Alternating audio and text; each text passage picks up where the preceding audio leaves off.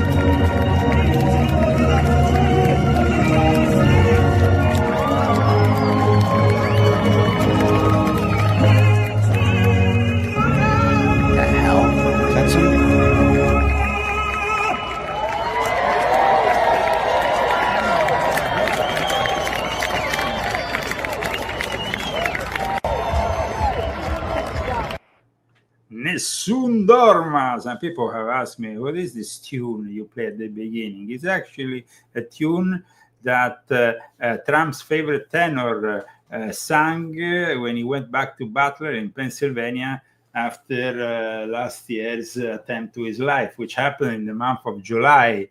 So we are almost 1 year from that event that could have changed for the worse the history of the United States, but things didn't go that way. And yesterday we had a great 4th of July celebration, and these are actually, Casey hasn't seen these images, I kept them as a surprise. These are, yes, this is a surprise image from yesterday of Donald J. Trump and Melania kissy and all nice in front of the fireworks. This is my surprise? Yes. Oh.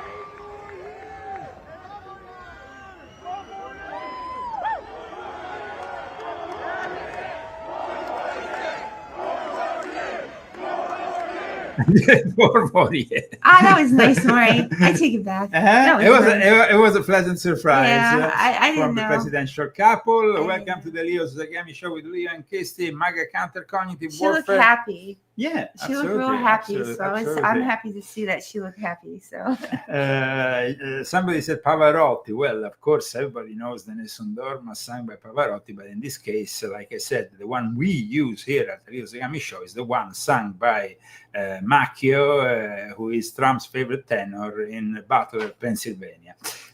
Welcome everybody who is tuning in. Please share this video on your social network and put like. I also will invite everybody to subscribe to our YouTube channels, to our X profile, and also to Rumble, BitChute, where we are broadcasting live, and we also send our best regards after this great 4th of July to all our friends on Band of Video. So thank you everybody, and this is a very particular show today because out of nowhere, suddenly we have this press conference on Thursday by this Jesuit and a Franciscan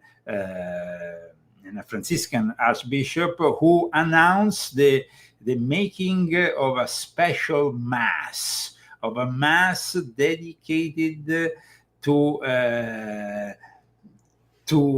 the care of creation. The Vatican announced that they were having this mass for the care of creation, basically a green mass. They called it like this in Italy.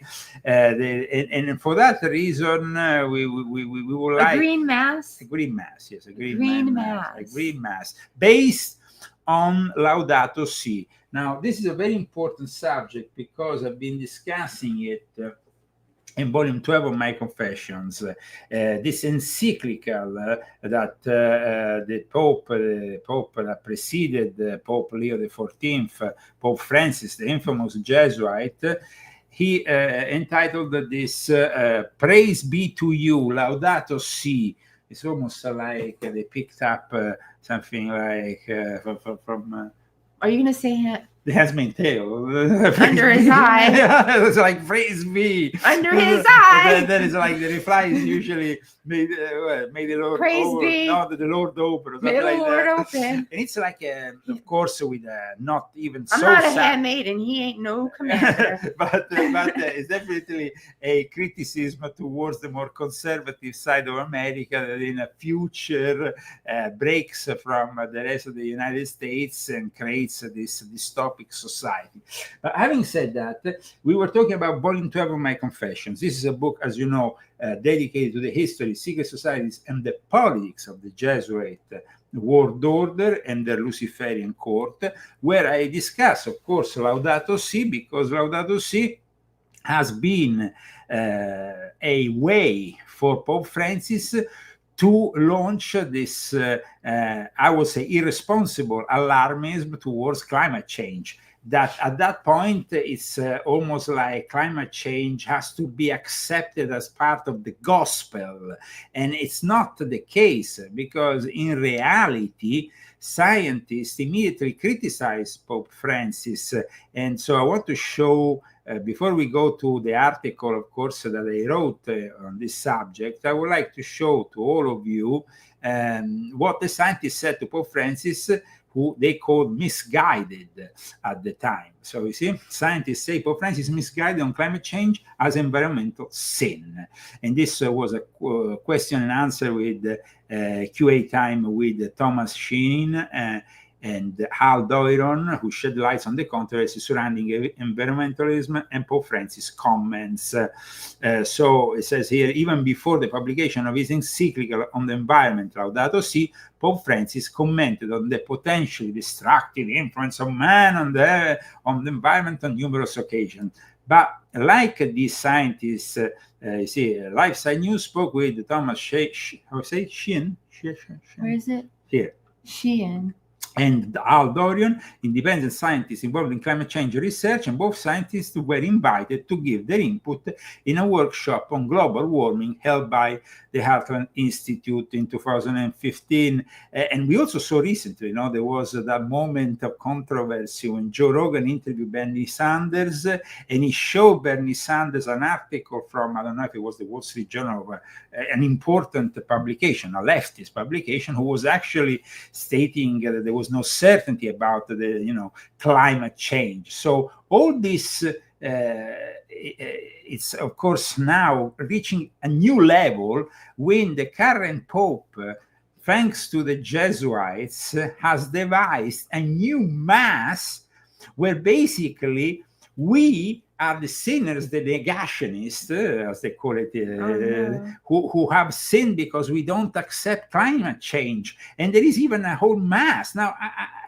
I was just talking before I started the show on via email with my friend, quite frankly, who does this show also on YouTube. It's quite successful. And he's, he's a Catholic.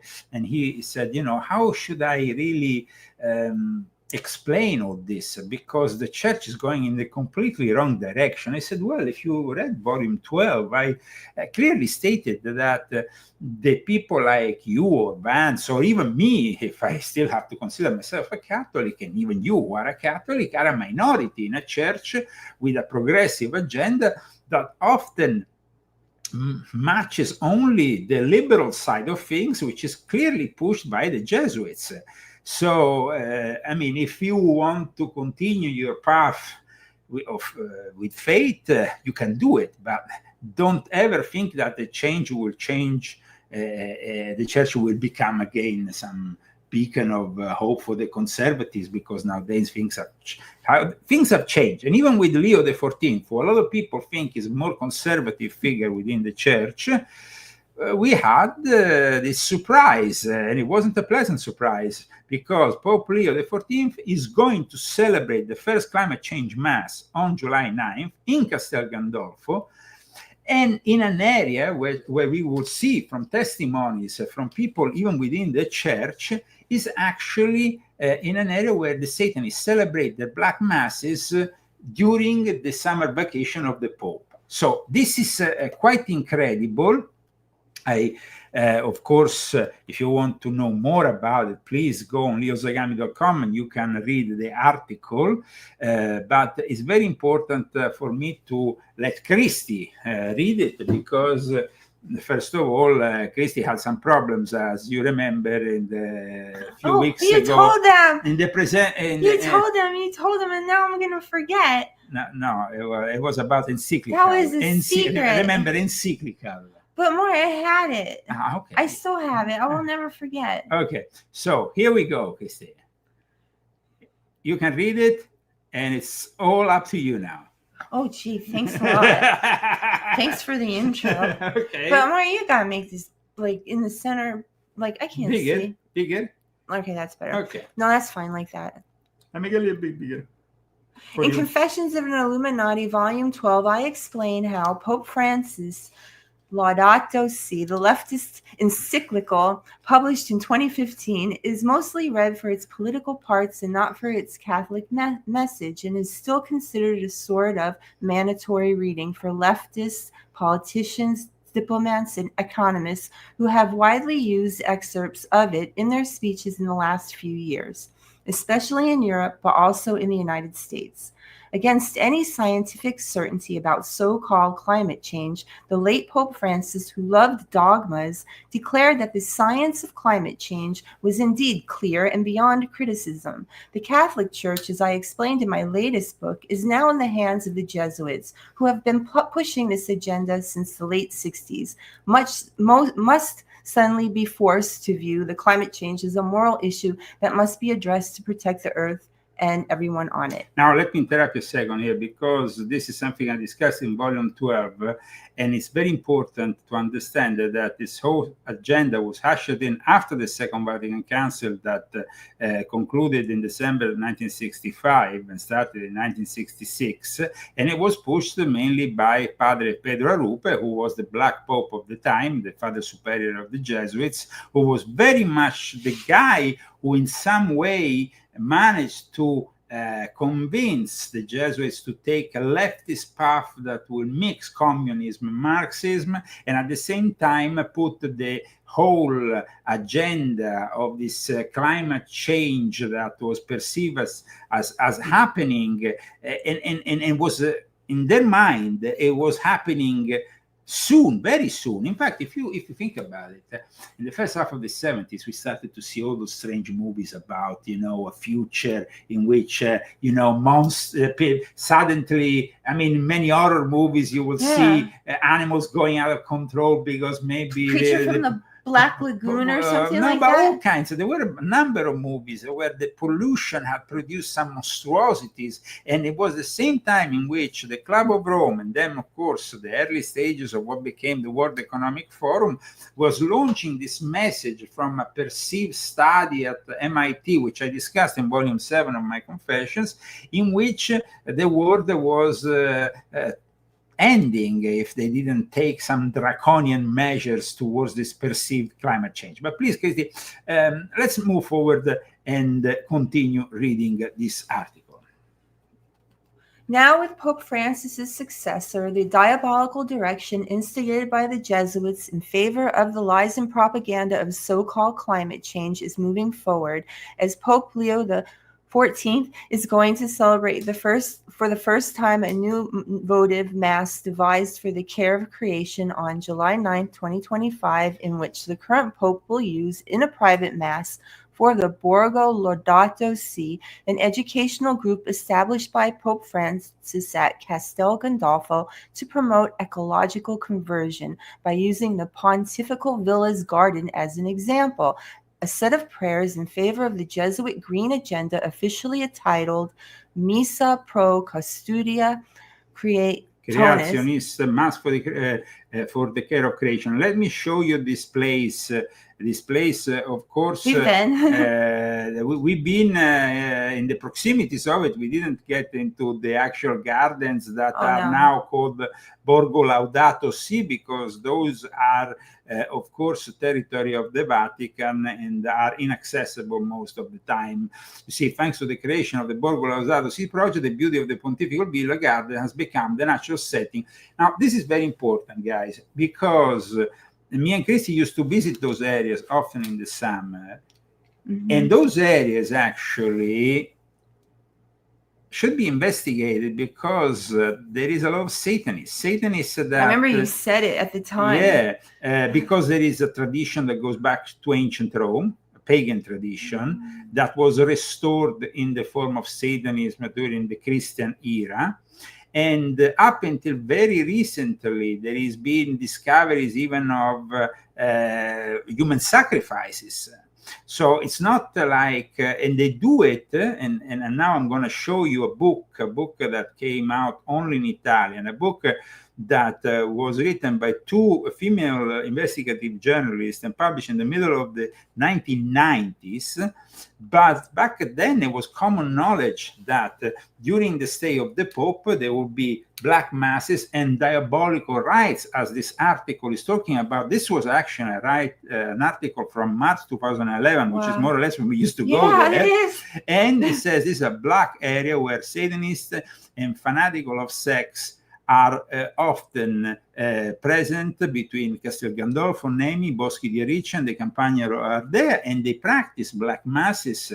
And it's this, very beautiful. It's a very beautiful place, but there is also a part of these lakes. Yeah. And on the border of these lakes, and there's a forest of Nemi, which is a very thick forest. Oh. So when you go there, I remember me and Christy used to go there, but you remember there was a tunnel, and suddenly then you get out of the tunnel and you arrive into. But before that, there was like a very dark, almost sinister forest. I didn't see that. I wasn't paying attention to that.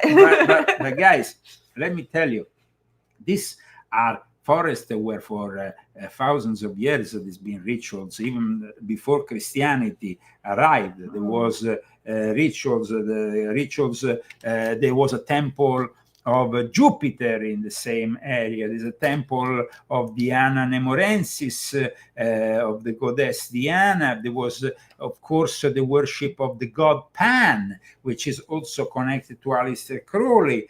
So Nemi is actually a place where the Satanists have often been caught, and I have an article, for example, and I mean, we are talking here about the fact that Pope Leo XIV has restored, as this article is stating, the tradition of going to Castel Gandolfo. He's going to be in Castel Gandolfo, in Gandolf Castle, as my friend Alex Jones often called it during our shows, connecting it now to Lord of the Rings? Lord of the Rings. Pope Leo XIV moves to the Second Vatican City, Castel Gandolfo, and you can see here also the Specula Vaticana. This is connected to Mount Graham and the Lucifer Telescope. There's a group of Jesuits who are there 24 hours a day. And there is, of course, aside from the gardens, this very important observatory I talk about in volume 12 of my Confessions. But it is, like you see, 2 months into his pontificate, Pope Leo XIV will leave Rome to spend 2 weeks on a pontifical estate in the lakeside town of Castel Gandolfo, 18 miles south of the city, and sometimes known as the Second Vatican City. The pontiff will stay on the hilltop Vatican property for a period of rest from the afternoon of July 6 to the afternoon of July 20. That's a long time. And that is a long time, but this is very important because it's very beautiful. But like some testimonies, even from this book, because this book, why is this book important?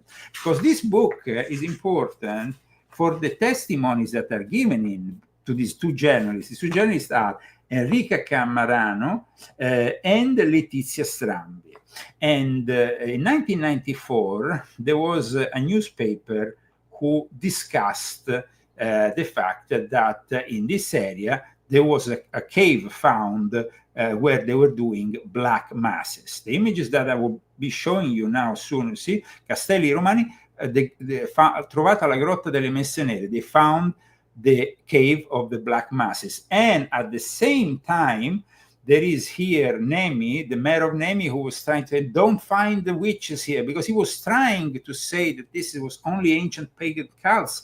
No cercate le straghe qui, no witches here. Don't come and search for the witches here. But in reality, the witches were there. And in the fact, because to show you this book that came out is only in Italian, it's called Satan at the Doors of Rome.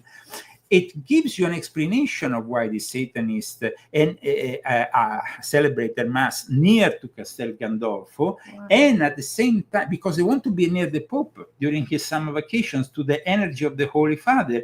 And the people who celebrate the Mass, and this is also stated in this book, are priests who liberated their sexual energies during the orgies that also are carried on with the Black Masses.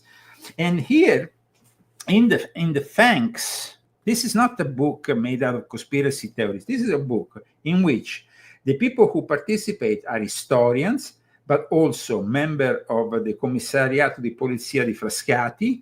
Father Gabriele Amort, the famous exorcist who inspired the book, he also participated to the making of this book. So this is no bullshit book. And it says also, thank you for the attention and for the help received by the Bishop of Albano, Monsignor, at the time was Monsignor Dante Bernini, the Bishop of Frascati, because all those areas have various dioceses. It's like there is a lot of bishops around there, more than usual. You know, and usually a bishop is for a vast area, but the bishops connected to these areas are also the ones that often become popes and who are placed there, just like Pope Leo XIV before he became pope. And then he says, the Bishop of Albano, it says l'Ispettore of Police, Mauro Fioranelli, the mayors of Albano, Castel Gandolfo, and Nemi, who all helped in the making of this book. And so this book is a testimony, and here you have photos of the actual places with the caves near Castel Gandolfo where the Black Masses were conducted, and these are photos with the police there, and actually photos of the Black Mass itself. Whoa, that's some dark stuff there. Watch here, during the Black Mass, and here. This is one of these places, always in the same area, which forms almost a triangle of towns dedicated to these Black Masses and the occult. And you see images of the police at the time photographing these places where they were found always elements. And then this is a rock made with the face of a demon. Whoa, that's terrible. So the fact that the Pope, the current Pope, is celebrating the first climate change mass in the place surrounded by Satanists, and this is not speculation, but a testimony given by credible sources. Gosh, It's pretty incredible, don't you find? I mean, this is it's pretty clear, it's pretty clear, no? right in front of your eyes. And I'm going to show you now the actual changes that they have done for this ritual that they will be conducting. Pope Leo the 14th will be conducting. This is was the presentation, and as you can see, the guy who opened the presentation was Cardinal Michael Cerny, SI, which is a Jesuit. I explained this in volume 12, what it means, SI and SJ is Società Jesus. Now, at 10 o'clock in the morning, in Via della Conciliazione 54 on Thursday, they presented the new Mass Pro Custodia Creationis. And here there is also in English. So for people who might be interested, I will post it here in the chat. If you're following us, of course, from YouTube, it usually goes only if you go on the chat from YouTube. And it says here, Christy.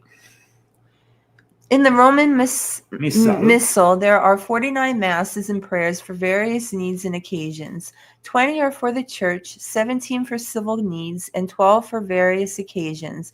Among the formularies for civic needs today, we are happy to introduce Mass for the Care of Creation, Missa Pro Custodia Creationis, Missa Pro Custodia Creationis, in response to requests suggested by Laudato Si. Over the past decades, the Church has continually affirmed the mutual responsibility between human beings and nature. Now, the interesting thing is that this is a citation from Laudato Si, page 67. But then they say 35 years ago, Pope St. John Paul II released his groundbreaking message for the 1990 World Day of Peace with God the Creator, peace with all creation. We all remember that gathering, which happened. I think it was a unique gathering at the time, based also on St. Francis of Assisi, because that was the concept of the Pope, was to gather mostly everybody for this day of peace. And it wasn't particularly only something for the Catholic Church, only because he focused for the first time his interest on the ecological crisis and its moral implication. Now, that whole thing, of course, was then picked up again and amplified by Pope Francis in 2015, when then he went, if you remember, we all talked about it because I was on InfoWars, the Pope went to the United Nations. It touched, of course, in line with Agenda 2030, 2021-2030, which became also the focal point for the Jesuits. The Laudato Si, this encyclical, became a way of promoting this new dogma of climate change that became suddenly a dogma, something that you couldn't oppose in any way, shape, or form without opposing the actual faith, the Catholic faith. So this is quite incredible. But here, Chrissy. Let us give thanks to God our Creator for this new formulary of prayers for the Mass. May it help us to learn how to care for His immense gift. Pope Leo XIV will use it next week for a Mass at the Borgo Laudato Si Castel Gandolfo. Following the liturgical norms, this formulary can be used to ask God for the ability to care for creation. So you see, it's very specific. Castel Gandolfo becomes then the place where this new Pope, for the first time, celebrates a Mass that it's an exhortation to accept the lie of climate change and to not oppose it in any way, shape, or form, because in this new Catholic liturgy, as the Eucharist is actually celebrated, which is the central thing, in a mass, they say the whole cosmos gives thanks to God. The Eucharist joins heaven and earth, and it embraces and penetrates the creation because it's picked up from Laudato Si. So they have picked, it's even worse than, because Laudato Si was an encyclical, and of course, you can cite it. But this is a mass. So you are citing the words of Laudato Si in a ritualistic way. Yeah. It would be like, Greta Thunberg, you are our God. We all believe in climate change. Hallelujah. I mean, it's ridiculous. Don't It's you think? really sick. I mean, it's like,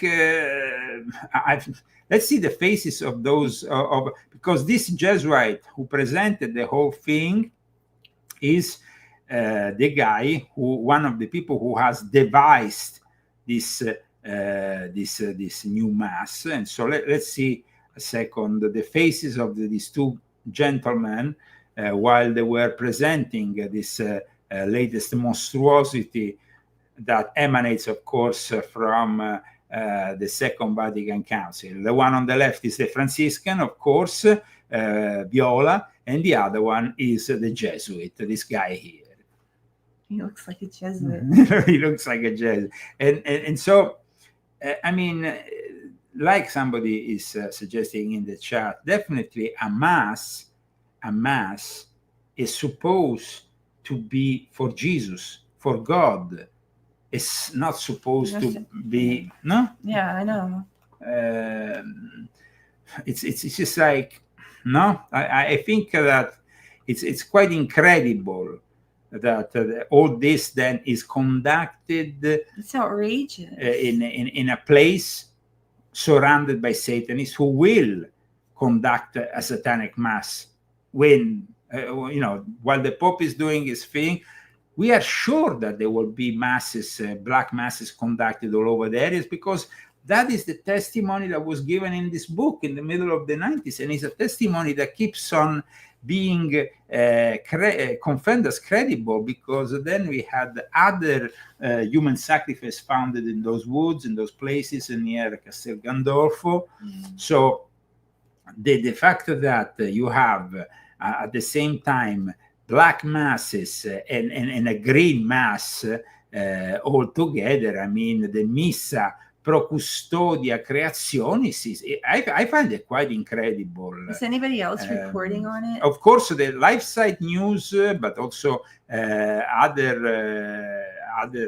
of course, report it, but then it depends how you want to report it. I think that the guys who have reported this in probably the most, let's say,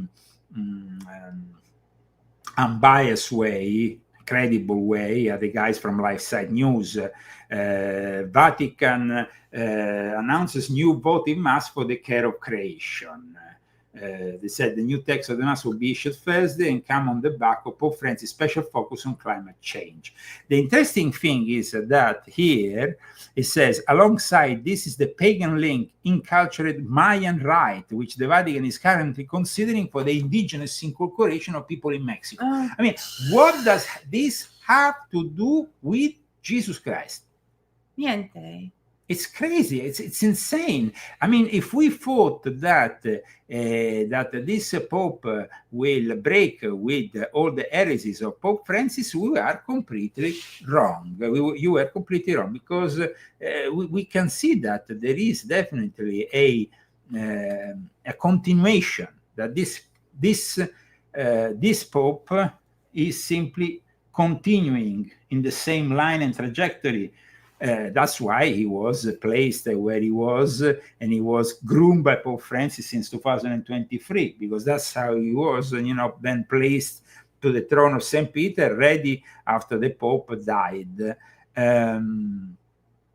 It is, of course, now, as we see the Texas floods, that many of these Catholic progressive forces will point out to events like the Texas floods as Climate change. So that is unfortunate, and that is very sad. But that's how it is, you know. The whole thing, though, of finding ourselves in a church that basically embraces the message of climate change as a dogma, it's unbelievable, and definitely very sad. But let's go back to this place, Castel Gandolfo, because this place is surrounded. There is two important lakes: the lake of Castel Gandolfo and the lake of Nemi, in which around these lakes, these Satanists have been caught over and over again celebrating their satanic masses. But the tradition goes back to ancient Greece, to ancient Rome, and it was James Fraser, the famous James Fraser, who talked about this tradition. James Fraser was a guy who influenced very much.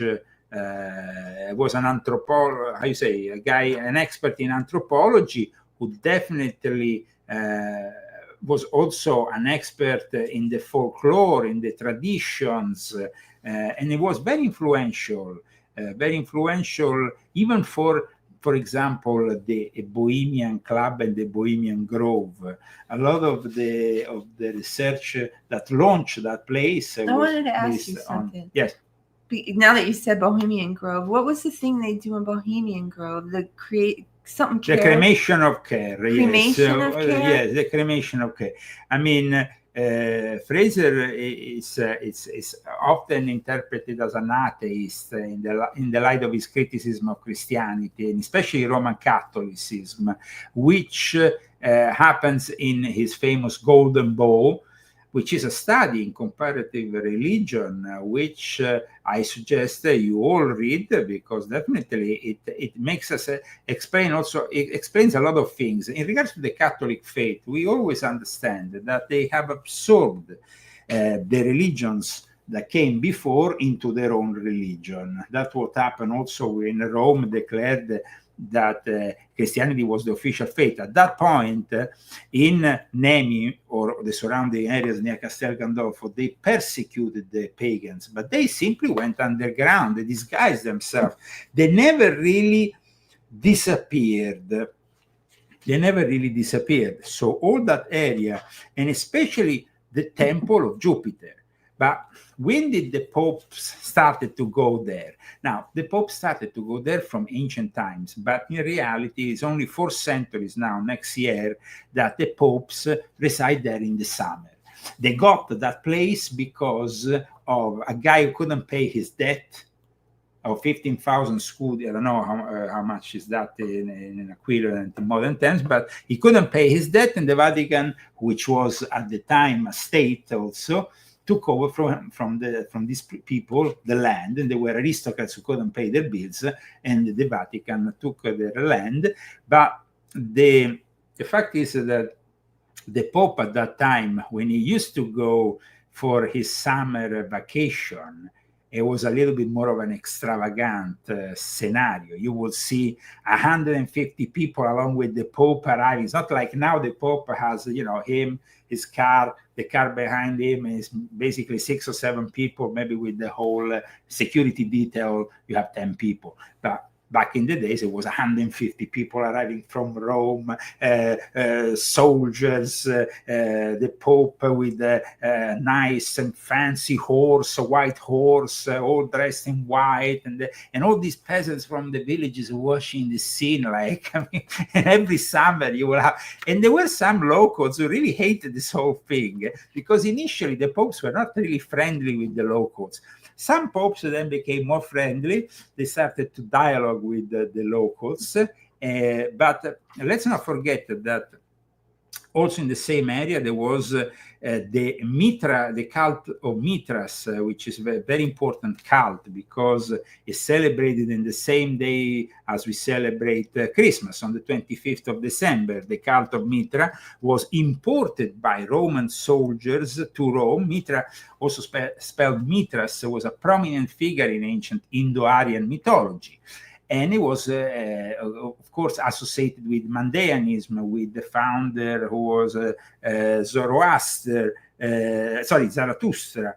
And of course, the Mazdean religion was something that came from the East, but it arrived there, and there was actually a temple in that area of Mithraism, always there in the same area, close to Castel Gandolfo. So you have the worship of Diana Nemorensis, the worship which came also from originally from Greece, and then the cult of Jupiter Lazialis, which was the cult of Zeus from the Greece, transposed, taken from the Romans. And Jupiter, of course, had the central Rome in Zeus, in the pantheon of the gods, because Jupiter was the head of all the gods. So all these, you see, so you have all these monasteries now, all these holy places around there. But in reality, origin, they were all temples, pagan temples, that were simply absorbed by the new religion. Wow. And these caves that are close to Castel Gandolfo, and they are close to a place called Convento di Palazzolo. Let me see if I can show you an image of the Convento di Palazzolo, because that's is the place where nearby they celebrate the Black Masses. I felt very uneasy when I was there in Nemi. It was a strange place, eh? Yeah, I mean, I thought I was just feeling uneasy anyway, because I was so new to Italy and everything felt weird. But Nemi was particularly, like, the people there were really, really, I go by how mean people are. They were mean. And they were really mean. Super mean. And this is a convent. You remember there on the hill before going to, when you surround the lake. It's very, very, very beautiful. It's a Catholic place of worship located in the municipality of Rocca di Papa. And this Rocca di Papa is like really high. In fact, all the antennas of the various TV channels and stuff are placed there. In the suburban diocese of Frascati, next to the church, stands the former convent of the Friars Minor Observant. And that is interesting because this is also an order of importance, the Franciscan order, which brings us back to one of the two people who presented this green mass. And so you see here, picturesque place overlooking Lake Albano. Lake Albano is the other big lake. So you have Lake Albano, this is Lake Albano, and then next to it you have, of course, of course, Castel Gandolfo, which is, like I said, a fantastic place. And then you have the lake of Nemi, and then this is another fantastic place that. But these places are nice, I repeat, in the daytime, but like when you get to the evening, they start getting a little bit scary. So this is also Nemi. So all these lakes were the playgrounds of the emperors. They even put, you remember, there was a whole palace built on the lake with a ship from the emperor. And then, of course, I think during the Second World War, it was this whole story also. But they basically used to live on top of the lake with a whole palace built on the lake, wow. like a ship palace. Why? Because they like the emperors then play games and stuff in the lake and all kinds of decadence. but this is the way, and of course, it was like somebody saying they have volcanic origins. They have all volcanic origins. Lake Nemi is a small circular volcanic lake in the Alban Hills, south of Rome. And then you have, of course, the lake is famous for its great sunken Roman ships built under Caligula. Caligula wasn't really known for being a tranquil kind of emperor. He was pretty much a pervert.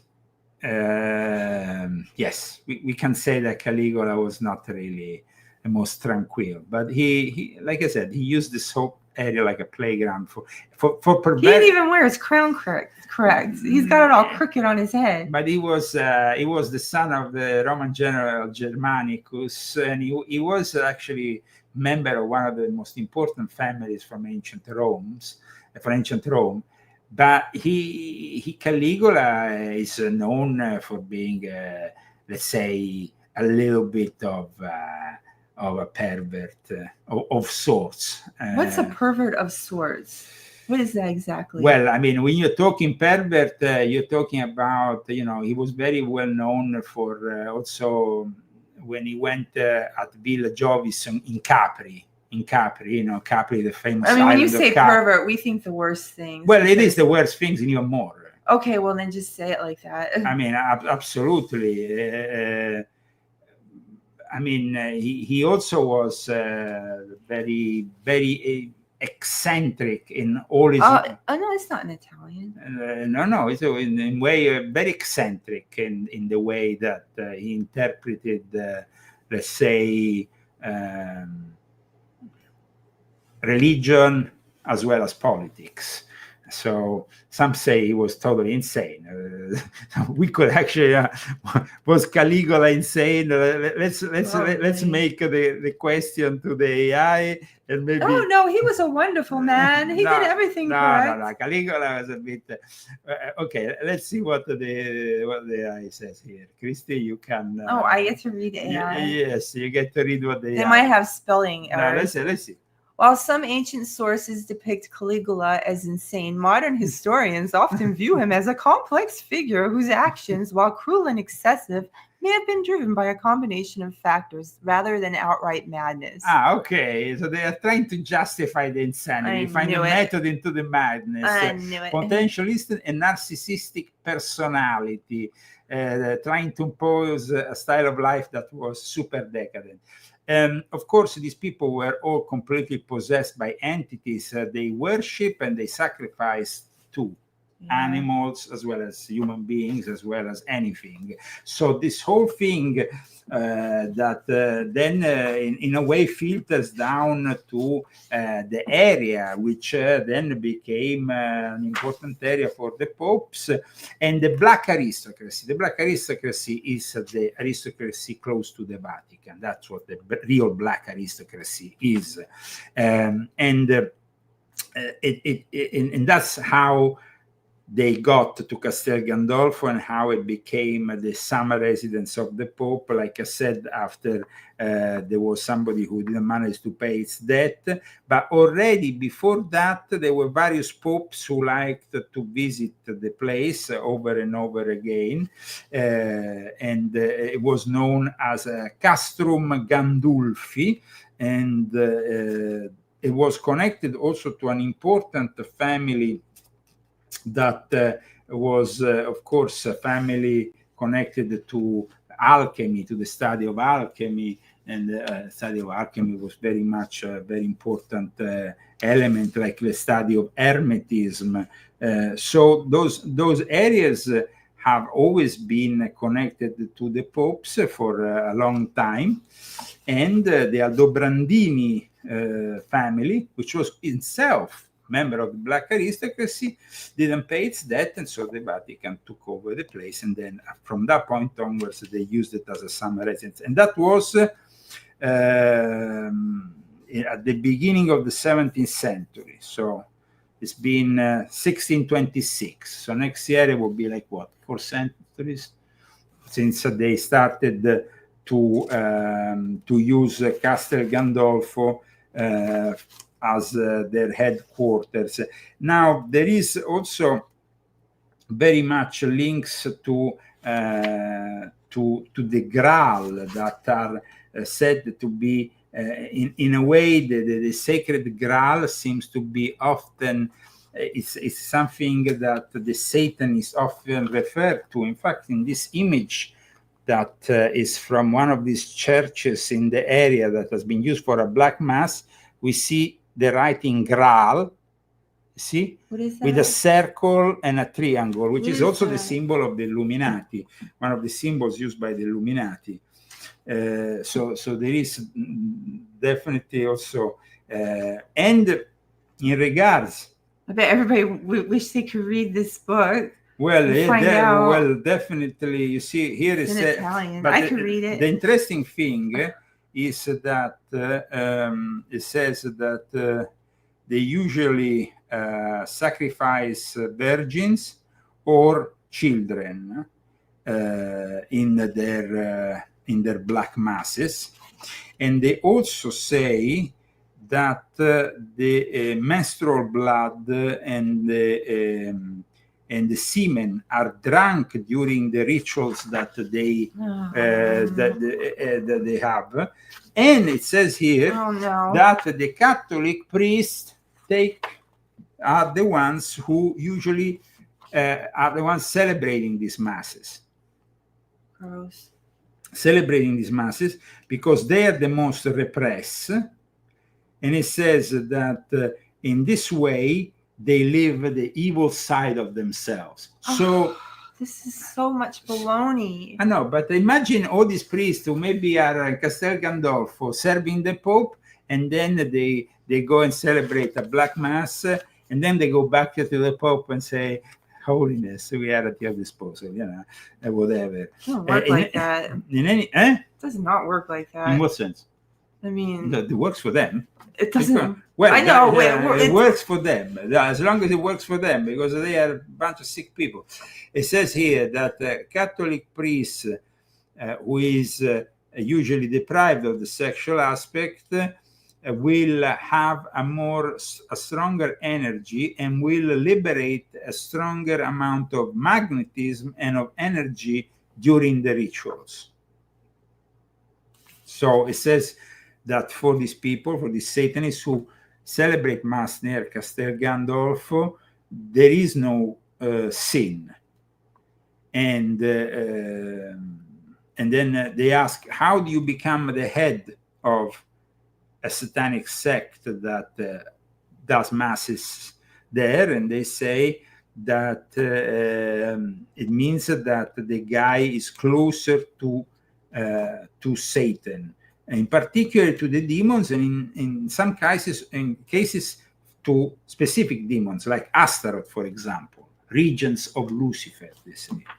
And then when they asked which kind of, because in this book there is actual interviews to some of the Satanists who participate to these black masses near Castel Gandolfo, and their testimony says that they give importance to the sexual act, but if they usually never impregnate women, but if it happens, they immediately abort these women, and that during the black masses, they collectively masturbate to liberate magnetism around the aura of this whole thing.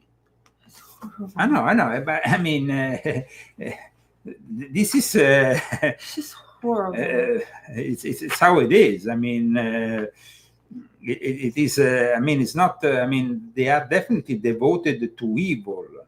So now they're going to do this pretty soon. They will be doing this during the time that the Pope goes next back. Week. From tomorrow, the Pope is in Castel Gandolfo until the 20th. And That's from really tomorrow, horrible. they will start probably doing black masses around the area.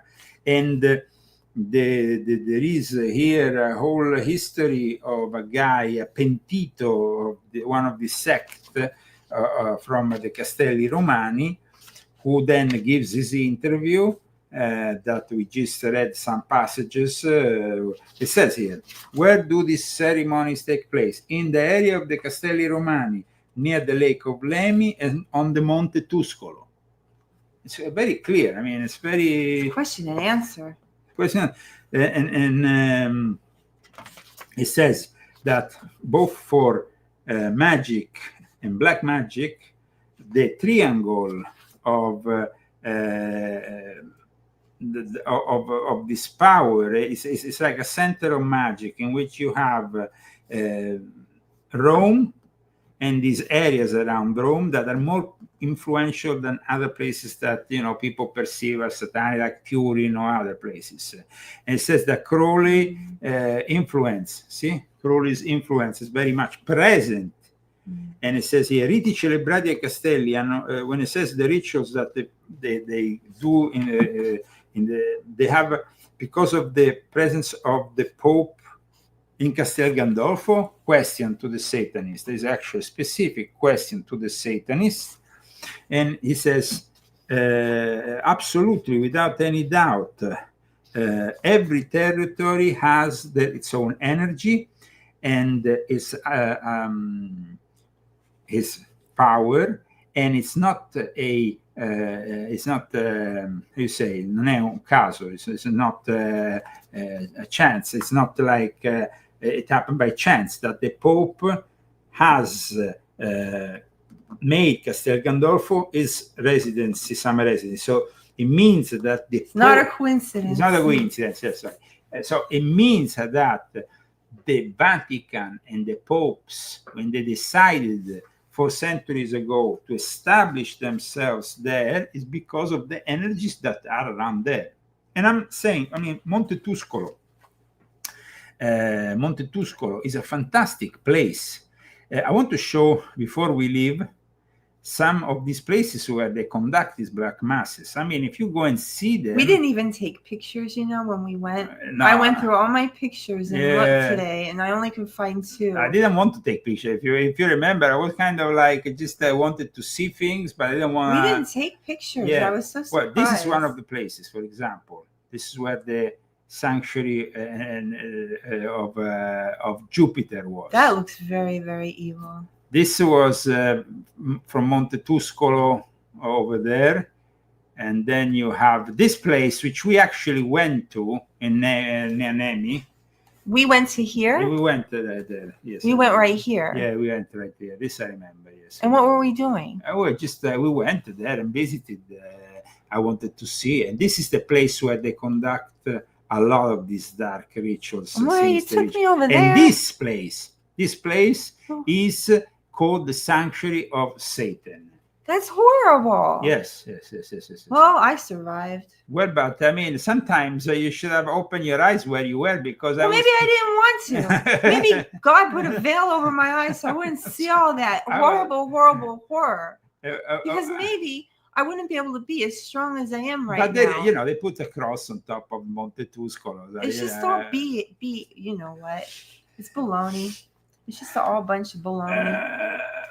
Well, at least you brought maybe some good energy there. Well, of course. No. Well, no, I didn't, because I didn't connect with it at all. I was like, I took myself out of there. I was already taking myself out of places in Italy. I was just like not present. You know what I'm saying? I wasn't present. I'm present now. You must admit that there was during the. It was also a place that had some kind. It was incredible to see. There were some nice elements to it. Roy, honestly, I do not remember. What? You don't remember? I don't remember going to that grotto thing. It was not a grotto. I didn't write about it in my book. We didn't go to the grotto. We went to that other place. There was like these ruins. I know, but we went to a lot of ruins. We were all over the place. So one ruin, another, they were all pretty much evil. So it was like, okay, let's go see this evil ruin. Okay, let's go see this evil ruin. It was all over the place. There was a place, a cross that was particularly weird that I want to show. This is the cross that is found. I'm sure I blocked this out too. Yeah, you definitely blocked this out, because this was the church. As soon as we arrived in Nemi, we went inside, and when you see, God didn't let me see that. When you see this image of Jesus, you were pretty freaked out. You know what? I have no recollection. It's absolutely horrible, and I don't remember this. That's because weird, huh? God blocked it out. So I'm thankful for that. Weird. It's horrible. It's absolutely horrible. Are those snakes like Medusa? So they kind of turn Jesus into Medusa with the snakes. That's really rude and horrible. Oh, but look at all the thing coming out. Why are you making us look at this? The image also is weird. It's horrible. Huh? And people say it's interesting. I think it's horrible. Well, of course, it's not. Of course, he has a reason, but what they are showing there was not a Jesus that is rising anywhere. It's just it looks so weird. I mean, it looks like almost No, it looks drunk. weird. It looks like somebody, but I can't put a figure on. But he's a politician. I remember.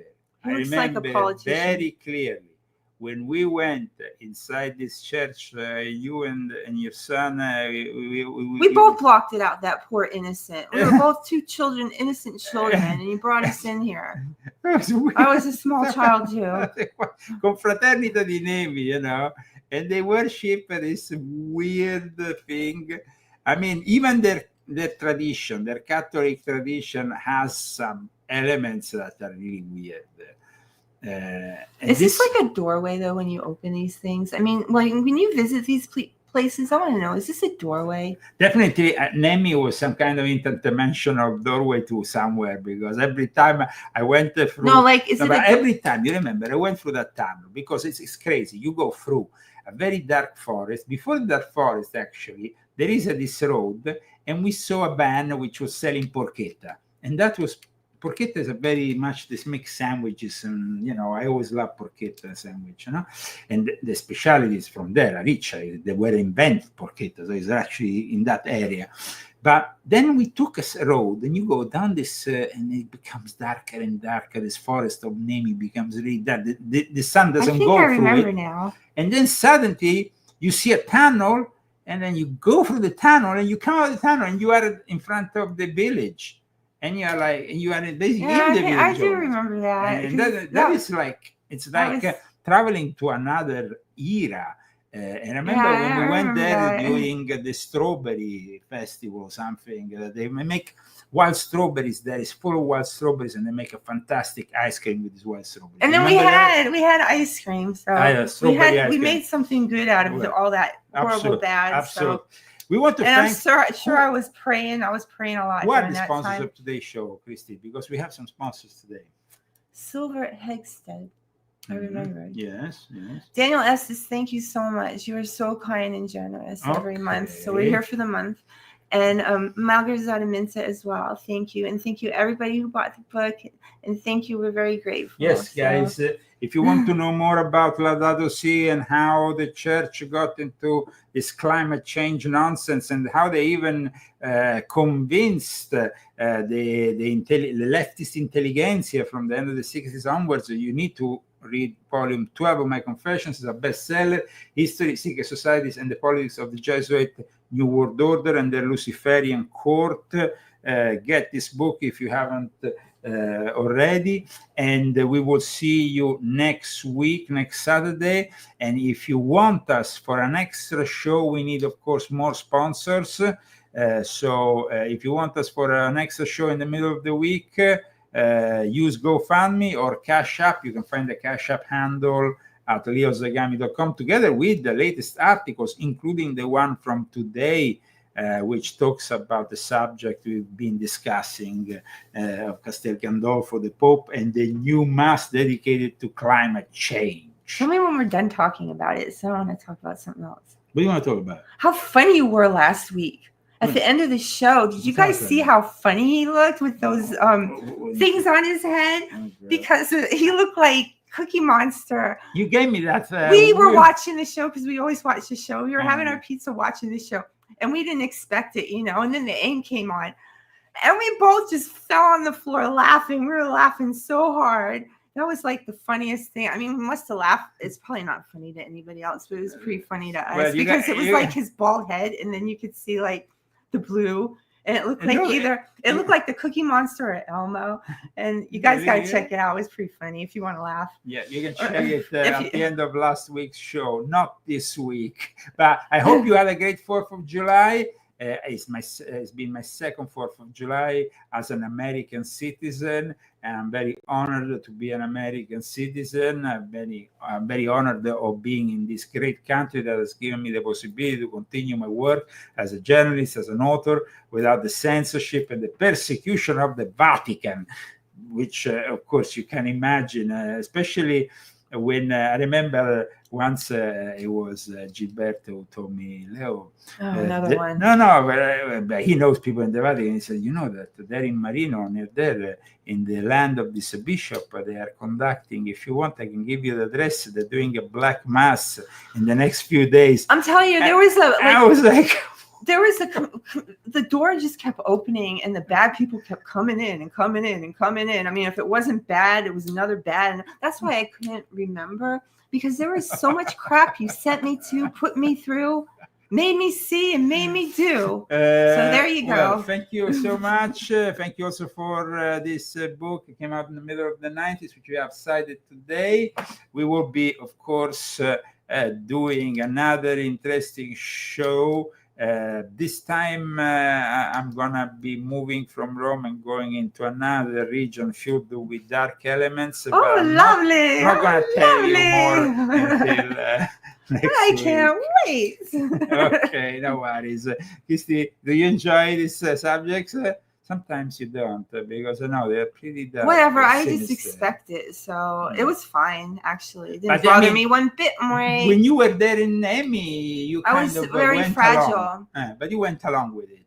I with my didn't go along with it. investigations, And I was just confused. I was a small child. Okay. I What you talking about?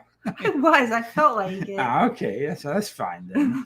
We will end the show as usual with the music of Vincenzo Viceversa, who is also the author of my fantastic book covers and the images of Albert from Telepandemia. You guys are going to feel like me now.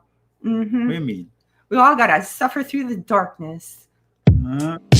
In that time, our world has taken so many steps in the wrong direction.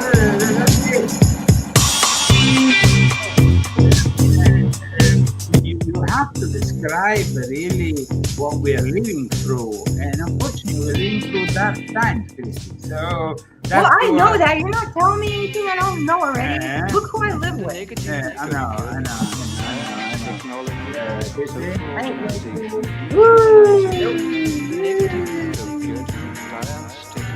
Yeah. Get volume 12 for the truth about Laudato Si. Yes. We see you soon.